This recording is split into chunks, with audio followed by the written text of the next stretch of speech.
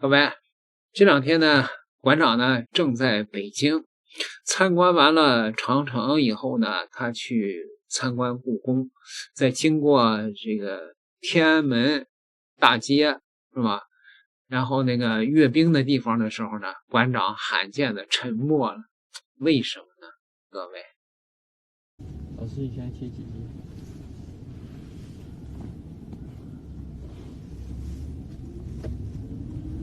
心里边应该是百感交集吧。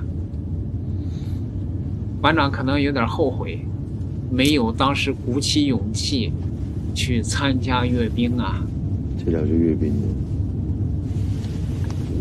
哇！从这边走进去。哇，厉害厉害厉害！大家都在这边拍照吧，这边拍照圣地吧。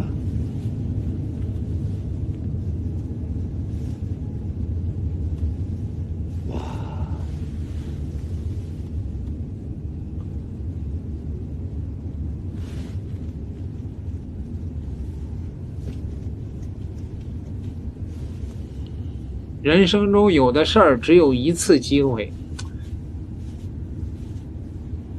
他当时是怕被民进党给抓了，结果呢，赖清德还真把他给弄到警察局里边去了。超大，可能是万分的后悔吧，没有后悔药这个世上。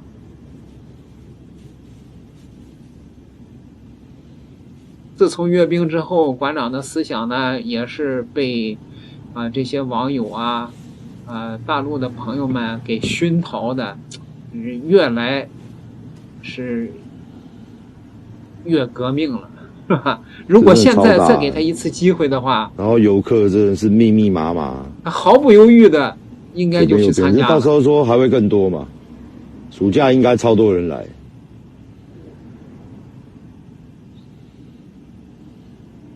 这应该是所有人朝圣的，都要一定要来这，来北京应该是要来这边晃一晃。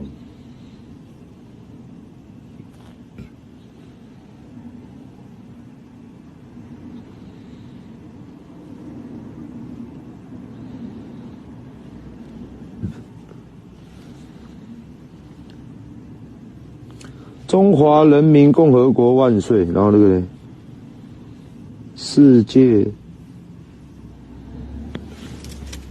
人民大团结万岁！去看看人家的发展，去看看三线吧。就是可能三线应该要是，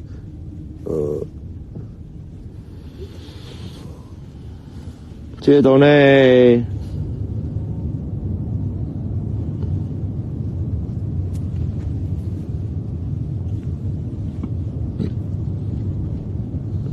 五线，那去比较一下啊，就是看看比较一下。大家都说我们都去北上广，当然很发达，对不对？台湾人都说啊，你都去那个最发展最好的，只是上次到内蒙没有开直播，但是真的是以街道跟城市建设这一块，光是内蒙我就觉得哇。很猛。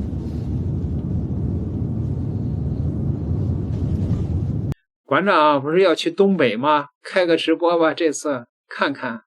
其实别说三线了，中国的4、5线的县城的建设比台北都强啊。好吧，金灿荣教授他呢不看好郑丽文所能够起到的这种积极作用吧。某种意义上讲，对郑丽文的两岸政策是趋近于马英九的路线的。马英九路线实际上，对两岸和平统一，作用也不大嘛，对吧？因为大陆其实有一个很清晰的目标，就是不管这个岛内政治怎么变我们一定要实现统一的。只不过在和平统一的方式上，对吧？大陆肯定是倾向于和平统一啦。尽管大陆这个武力统一的能力越来越强，他还是主观上倾向于和平统一的。郑丽文他毕竟在政治上呢，他并不是很有基础的一个人。台湾社会呢，这个怎么说呢？像这种女性政治家啊，好像也不是那个根基很稳，对吧？所以呢，他能有多大作为，现在不好说啊。但是呢，也有现在一些新的情况我们要考虑进去啊，就是现在呢中国大陆的力量优势啊太明显了，是吧？93阅兵之后，我想绝大部分台湾人吧，应该知道两岸的力量差距太大了。当然，台湾也有那种精神怪异的人，是吧？就是还是觉得大陆是纸老虎了，这个也有啊。所以你武器再强，他都不相信。但是就是正常的台湾人都知道，两岸力量差距已经不可同日而语了，对吧？这是过去他们一直都不太承认的，现在大致就渐渐开始承认了。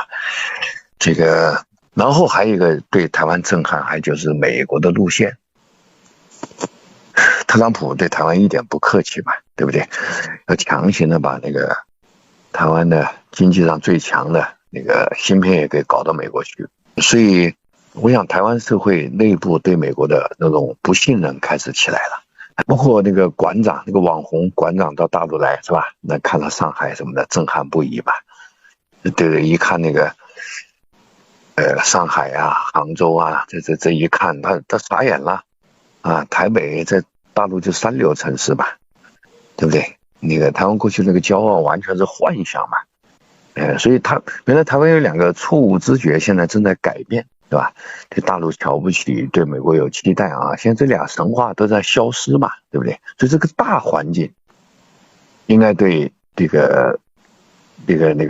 叫什么国民党内的这种新势力吧，承认中国人身份啊，主张跟民进党切割啊，它是有利的，就环境是有利的，是吧？所以紧盯着郑丽文个人的能力啊，他的派系权力基础啊，你就觉得他没什么作为的，但是如果看到这个大的态势在变，那么他可能还是有一点机会的，他没准有可能做得好的，能把国民党的整个风气给扭过来，党内这帮这个投降主义、绥靖主义啊、机会主义啊，就渐渐受到压制嘛，比较头脑清醒的清流派就可以上。金教授也是说，怕郑丽文是个女版的马英九。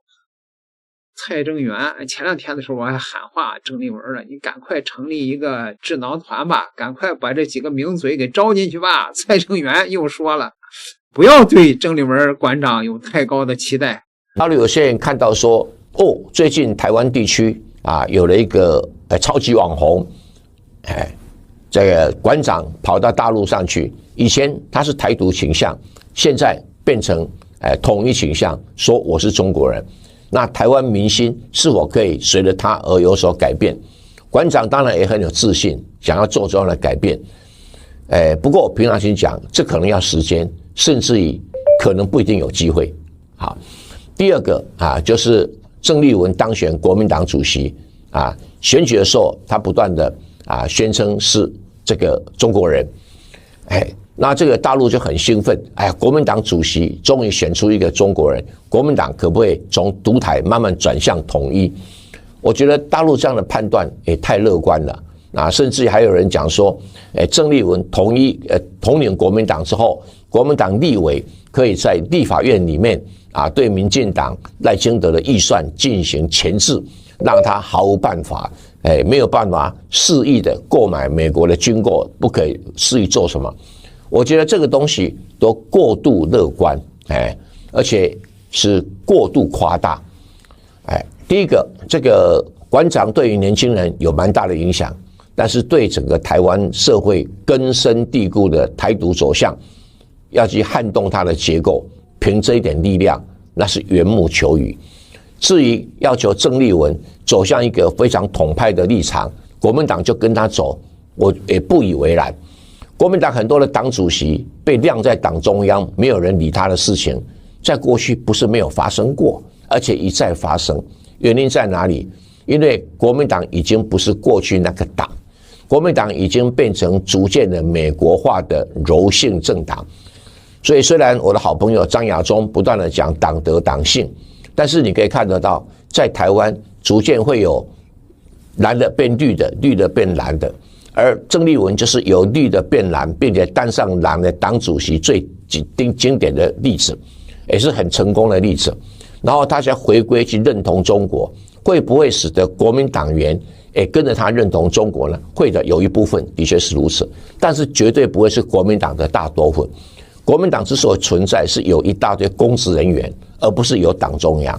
因为党中央现在没有钱也没有权，党产被没收之后，国民党的党中央只是纯粹的一个有待调整的一个空壳子的架构啊。不管你摆多少官员，摆多少职务，都没有办法影响到各地诸侯实质上的态度。什么叫诸侯呢？国民党生存的价值就在于它有很多县市长，它有很多立法委员，它有很多的议员。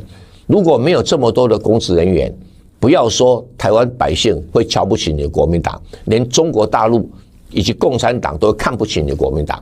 所以看得起国民党，看不起国民党，不是大家所讲的意识形态。举个例子，大陆很重视新党啦，说话，谁理他啊？大陆很重视什么台湾劳动党，你听过没有啊？但对台湾都没有什么影响力的啊，包括很多的在大陆的统派网红，对不起，在台湾社会都没有影响力。我们必须要面对这个客观事实。所以一样的，这个郑丽文转向了所谓的这个中国认同，不表示他能够带得动大部分的国民党的支持者，甚至于国民党的党员都不一定带得动，还有国民党的诸侯也未必会理会他，甚至于可能跟他保持一定的距离。这个以前在洪秀柱就发生过啊，不表示你郑丽文会比洪秀柱更来的强大有威望啊，那个是太早的事情，我们不能给他太大的压力，也不能对他有过度的期待啊等等。所以在美国转向的和平派当然是有利于台湾这个中国认同的升级，但是距离事实上可能产生的效果真的还很远。有人讲说2028可能可以政党轮替了，我这里要泼大家冷水，还早，真的还早。为什么？证据在哪里？在大罢免，国民党得到了民众党这么强大的支持，好不容易全数过关，民众党看着柯文哲被羁押，他的小草投票率几乎超过90%，因为他们想要救柯文哲，不是要救国民党，所以国民党就差这一点选票，很多选区才过关的。要不然有一席立委被民进党罢免掉，赖清德就可以大言不惭的说他们大罢免成功了。但是因为一席都没有，而且国民党要罢免民进党的，一席都无法成立，还很多党工被抓去关，证明国民党的组织已经非常衰弱了已经没有办法在现代的这个政治场域上面发挥太大的功能，这个短期内无法恢复的。所以事实上，国民党的选举是靠所有的公职人员自己的努力、自己的能量，去建立组织、去建立派系、去建立人脉，这样撑持起来的。那这样子，每一个诸侯都比党主席郑丽文更有实力啊，所以绝对喊不动，就像以前洪秀柱喊不动立法委员一样的道理啊。这个地方大陆上不能够在认知上有所偏差，对郑丽文或者馆长有太高的期待啊。凡事先慢慢观察再说。好像这个蔡教授和金教授这是英雄所见略同了，是吗？好吧，赶快吧，赶快给这个蔡委员安排一个位置吧，不然的话他天天捅污你。各位啊，反正是无论怎么样吧，还是我这个说的那个啊，这个郑丽文主席赶快吧，联合黄国昌，你们一块儿赶快弄出一个两岸的和平框架协议出来。